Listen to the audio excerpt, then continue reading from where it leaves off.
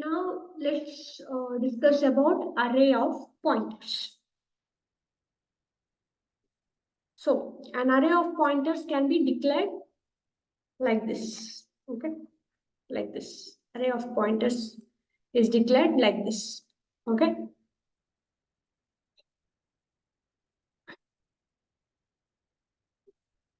So this means there are 10 slots. Okay, 10 slots, and each slot can store the address of an integer variable. There are 10 slots, and each slot can store the address of what? Integer variable. The above statement declares an array of 10 pointers where each pointer points to an integer variable. For example, looks at the given code below. So this is we are declaring, okay, pointer of 10 slots. Int p is equal to 1, q is equal to 1, r is equal to 3, s is equal to 4, t is equal to 5. We are initializing the variables. So we are assigning that variable address to the pointers now. Pointer of 0 is and p. Okay. Pointer of 1 is and q. Pointer of 2 is address of r. Pointer of 3 is address of s. Pointer of 4 is address of t. Can you tell what will be the output of the following statement? So, for example, here we have one function, line printf that is pointer of 3. So we know pointer of 3 means it's a address of yes, right? So star pointer of 3 means what? Dereferencing pointer of 3 means it's the content of pointer 3, content of address of and s. So what is there in yes? It's 4. The output will be 4 because pointer 3 stores the address of the integer variable yes, and this one will therefore print the value s, that is 4, right? So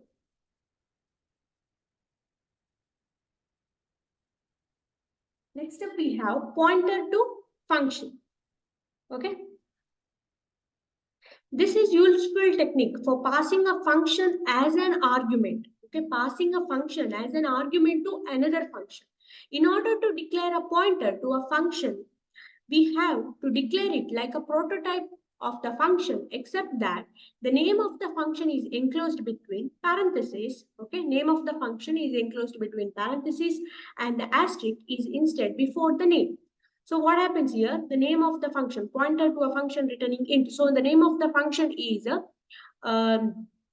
enclosed between the parentheses with the asterisk symbol. So we are passing the variables, passing the arguments here int a, float b. If we have declared a pointer to the function, then that pointer can be assigned to the address, the right sort of function just by using its name.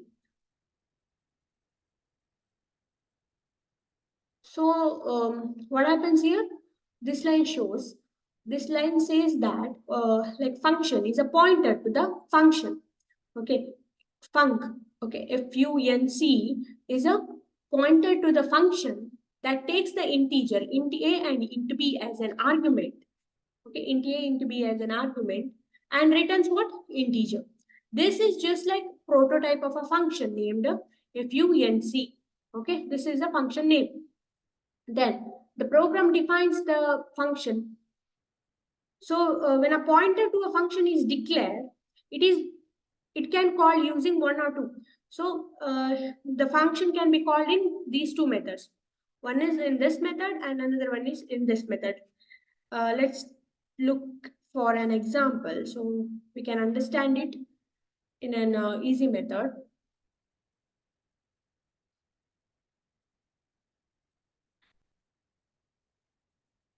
So this is the simple example for that I have given.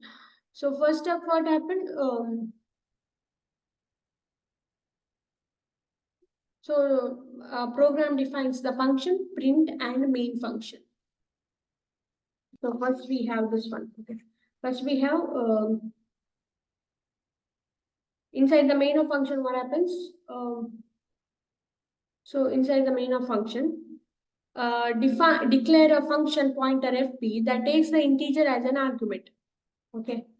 that takes what integer as an argument. It is the function pointer fp. Okay.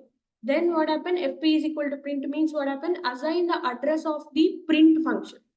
Assign the address of a print function to the function pointer fp. Okay.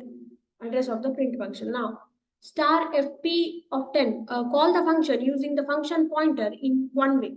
So we are here calling the function fp and int. It was taking int, right? So, and fp20, call the function using the function pointer in another way. Two methods we can use. Okay, this is also right and this one is also right. Return 0, yeah. Now, in this way what happens? Program defines the function print and the main function. Okay, so here we are using that address of fp. Okay, here. So that print function is here.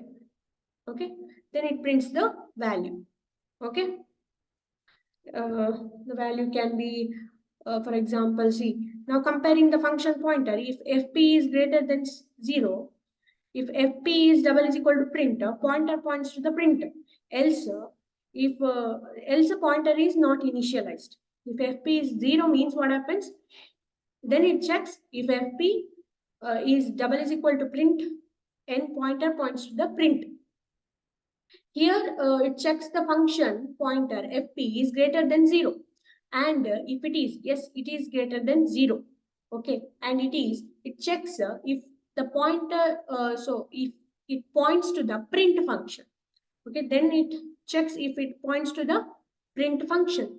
If else, so it prints pointer points to print. Okay, if else means what happens? Pointer points to print. Otherwise, it prints pointer not initialized. Okay, the output of the program will be 10 and 20.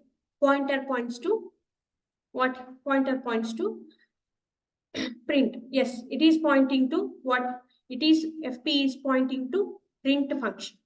Yeah, right. First first we will get the values 10, 20. Then this one will execute. Okay, comparing function pointer.